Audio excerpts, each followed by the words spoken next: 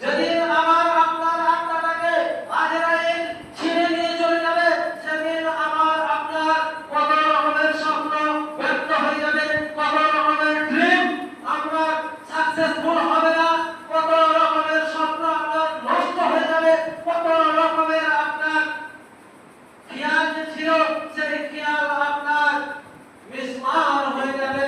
খালি আমাকে আপনাকে চলে যেতে হবে, কোনো সেদিন উপায় থাকবে না।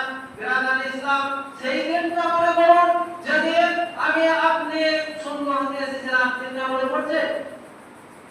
সেই দিনটা যেদিন আমি আপনি শূন্য হতে এসেছিলাম, ওই দিনটা নেই।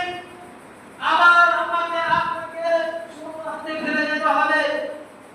আপনার গাড়ি বাড়ি, আপনার জমি জায়গা, আপনার ছেলে মেয়ে, আপনার পিতা মাতা, আপনার আত্মীয় স্বজন সমস্ত কিছু পড়ে থাকবে, শুধু যাবে আপনার সঙ্গে আমল।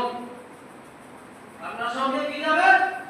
একটা হাদিসের মধ্যে এসেছে যে ওয়াইয়াত ব্যক্তির সঙ্গে তিনটি জিনিস যায়, কবরস্থানে তিনটি জিনিস যায়, তার মধ্যে দুটো জিনিস ফেরত চলে আসে, একটা জিনিস থেকে যায়। দুটি তিনটি জিনিস কি কি? দুটি জিনিস ফেরত চলে আসে, সেই দুটি জিনিস হলো আত্মীয় স্বজন, পাড়া প্রতিবেশী সঙ্গে যাবে, তারা ফেরত চলে আসবে কাপড়ের পর। আর আরেকটা জিনিস আপনার এই অস্ত্রপাতি, হেতের পুত্র, কোরআন কামনা বেচা গাইতে ইত্যাদি এই সমস্ত জিনিসগুলো সঙ্গে যাবে, এই সমস্ত জিনিসগুলো ফেরত চলে আসবে। অর্থাৎ দুটো জিনিস ফেরত চলে আসছে।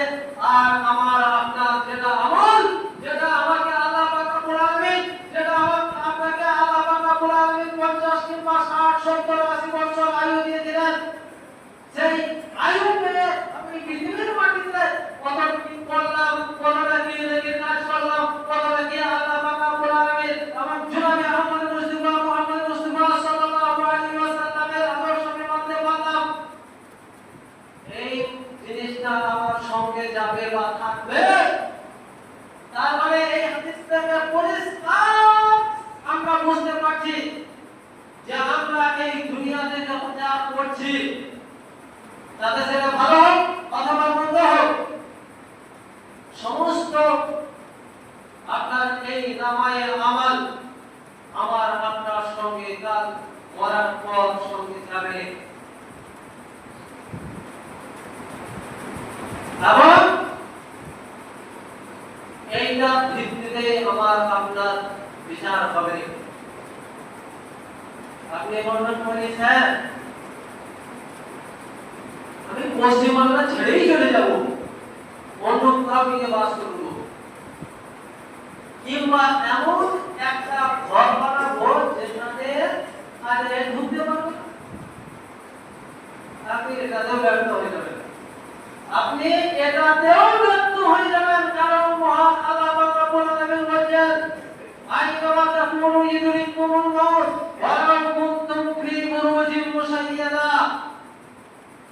আমি আপনি যেখানেই যাই না কেন এবং যত রকমের ব্যবস্থা আমি আপনি করি না কেন, মৃত্যুর হাত থেকে বাঁচার জন্য মহান আল্লাহ রব্বুল আলামিন বলেন যে সেই জায়গাতে আমাকে আপনাকে মৃত্যু গ্রাস করবে।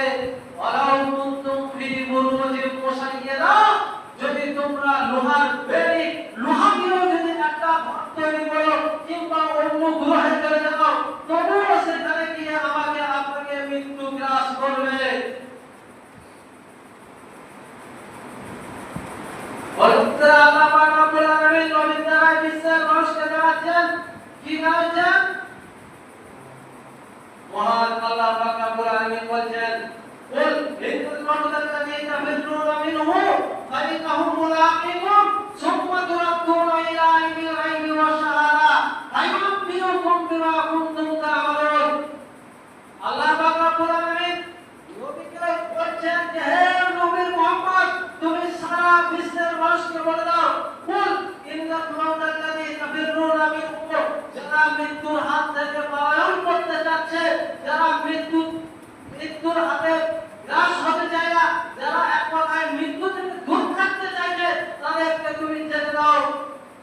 ওলা কি